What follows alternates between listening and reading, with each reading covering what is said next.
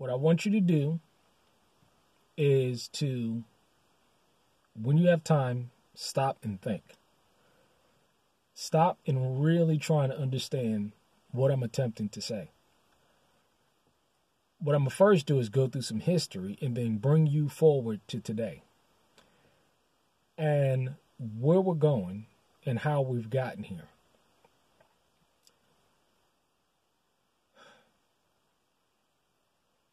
I'm going to attempt to explain to you why the collapse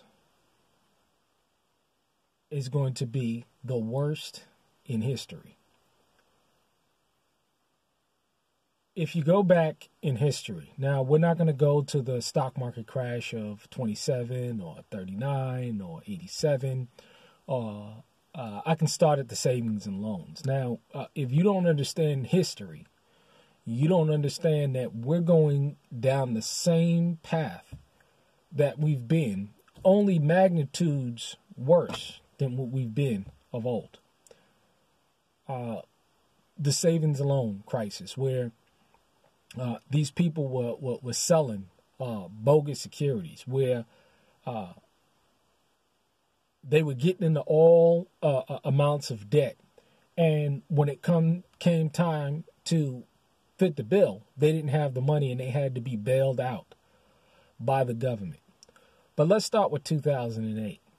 2008 was an institutional crisis where a few bad banks made some few bad loans, mortgage-backed securities, debt, extending people debt or credit where they did not really qualify for this credit, okay? 0% down payment loans, the whole 9 yards, falsifying paperwork, to get the average person to get into these, they call them liar loans. And the banks knew that this was taking place, but they were profiting off the interest because, see, when debt is created, money is created. When debt is destroyed, money is destroyed. Now, a lot of people don't understand these simple concepts about money and where it comes from and what it is. But basically, you had a situation where people were getting overextending themselves on debt or credit. And when it came time to readjust these loans, these adjustable rate loans, people started defaulting. Now, this rolled up to the institutional level because the banks were in on it, and they were, mortgage-backed securities, derivatives. And what happened basically is that everything went bust. Now, you don't understand the different players that was involved because not only was the banks involved, but the credit reporting agencies were involved, who Equifax, Experian, Moody's, Fitch. All of these credit reporting agencies were complicit in the scam, where they were giving banks and individual people credit reports or credit ratings that they did not genuinely could afford. They were not really credit-worthy people, and they were issuing AAA credit ratings to these people. You got Arthur Andersen and KPMG. These are the big financial accounting agencies. They were all rigging these people's, these businesses, their accounting books. They were cooking the books to make people appear or make the institutions, the banks, the private institutions, the corporations that all got bailed out in 2008. They were rigging their credit reports. They were rigging their accounting books. Everything was a scam. Everything was a scam. And so when it all came due, boom, this is where you had massive layoffs. You had trillions of dollars in bailouts for the banks. Okay, for the banks, for everybody that took out these liar loans, everybody got bailed out. But the average homeowner, the average person on the street got kicked out of their homes. A massive problem. This is history. Back in 2008, the banks were complicit. The credit reporting agencies were complicit. The accounting agencies were complicit. And the government regulators, they turned their backs. Because of all bribes and payoffs. It was all a lie. It was all one big Ponzi scheme. Okay? That's exactly what happened back in 2008. Fast forward to today. Because, see, whenever the leadership in any society goes corrupt, it's just a matter of time before the average person, the average Joe Blow on the street, gets wind of this and begins to do the exact same thing. Now, you see all of these people today. I mean, a fourth person that I know personally, a sister that I know out of Virginia. Would you like to know how to get a 750 score credit rating? You don't want to know how to boost your credit rating. See, the same thing that happened in 2008 on an institutional level is happening on a local level. See, now, and it's not true, but now they can make it appear as though you have good credit when you're not really a credit-worthy individual, so that you can go out and get more debt. Because, see, at this point in time in history, student loan debt is at an all-time high. Credit card debt is at an all-time high.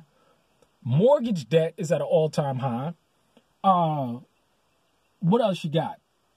Card delinquencies, all-time high. You got debt of the average American citizen at an all-time high.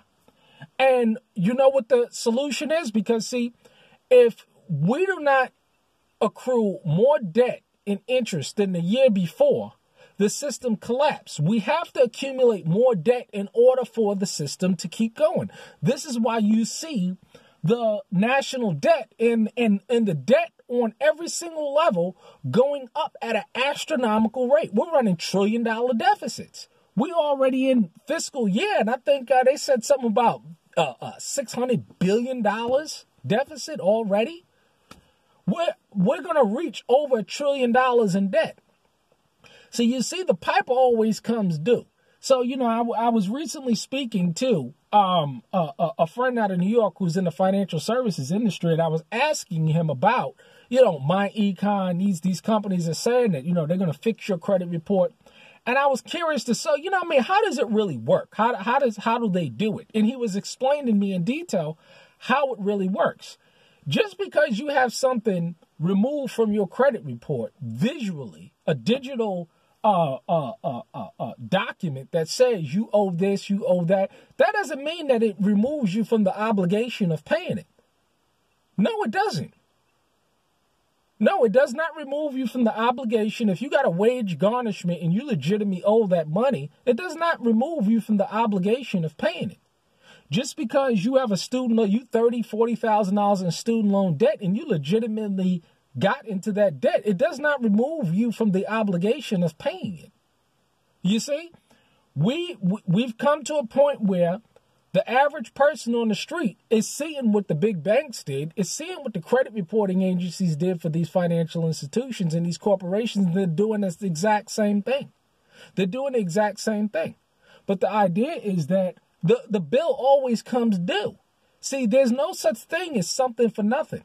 There's no such thing as, you know, I was speaking to the lady that sold me this land, and she was a prepper and everything, and I asked her a simple question. I said, well, you know, if I still owed you money, because, see, people think that when the dollar collapses, they're going to pick up worthless Federal Reserve notes off the street. Not that you would even want to be on the street in such a situation.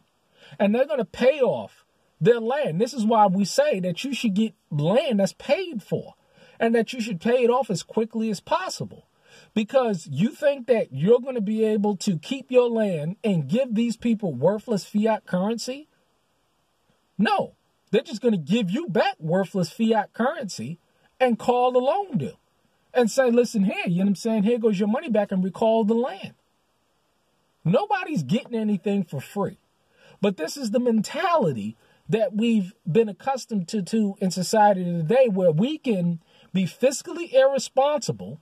We can run up extraordinary amounts of debt like our government does, like our corporations do, And now the average individual thinks that they can get in an extraordinary amount of debt and have their credit report nigger rigged to think that that's going to solve their problems. No, I'm sorry. It's not going to solve your problems. It's not going to solve your problems at all. You're still going to be obligated to pay that debt because, see, we're going into a digital new world order credit system. It's where everything is tracked and traced. So those servers, they're still going to be up and running. They do a lot of time and energy to secure those servers from EMP attacks, everything. So your digital record is still going to be there, what you owe, regardless of what the currency is. That all they're going to do is they're going to say, hey, for XYZ amount of currency that you have now, this is the amount of new digital currency that they have. This is foretold and spoken about in the book of Revelations. Well, you're not going to be able to buy or sell. This is why we say grow your own food. This is why we say own your own land. This is why we say buy gold and silver.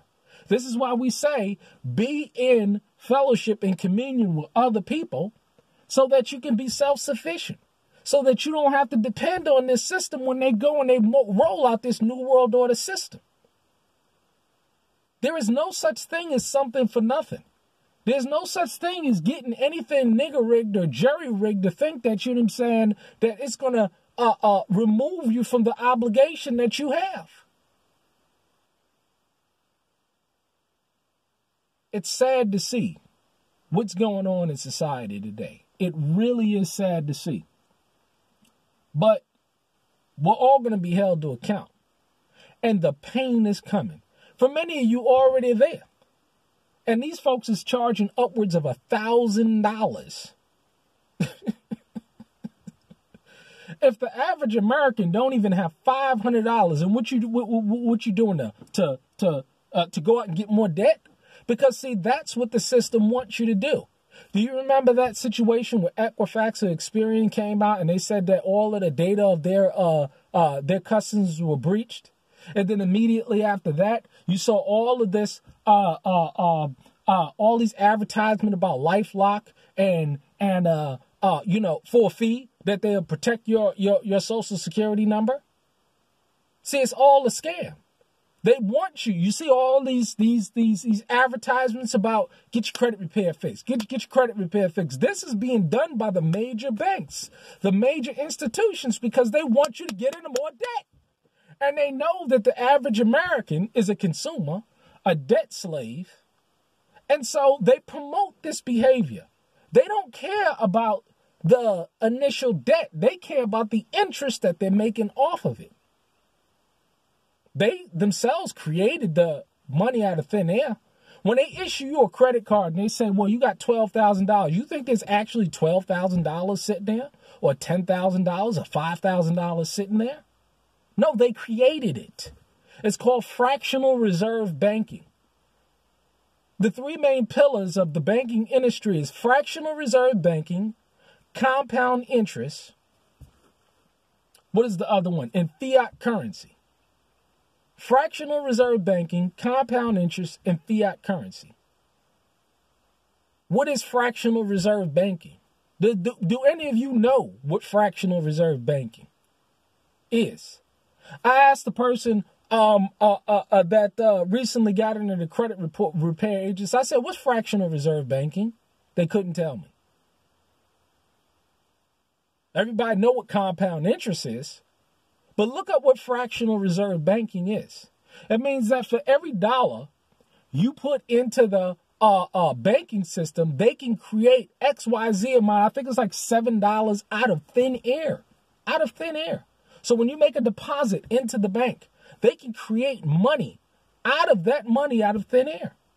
It's the biggest scam, biggest ruse in the history of mankind.